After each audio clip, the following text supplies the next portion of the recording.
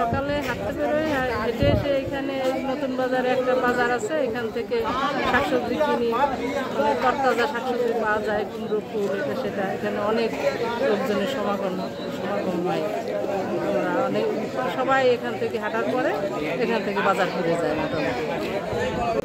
সকালের এই বাজারটা যারা কর্মজীবী পুরুষ হোক মহিলা হোক, যারা সকাল হাঁটতে বেরোয়, যারা চাকরি করে, তারা এই বাজার থেকে বাজার করে একটা সুবিধা যে তারা সেটা রান্না সব জিনিস রান্না করে তারা দেখে দিতে পারছেন। তারা রান্না, যারা অফিসের বাইরে যারা চাকরি করেন তারা খাবারটা নিয়ে যান, টাটকা জিনিস এখানে পায়।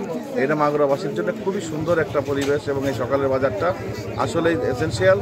সকালে আমরা হাঁটতে বেরোই, বাসায় ফেরার পথে তাজা তাজা শাকসবজি গ্রামের থেকে সবাই নিয়ে আসে।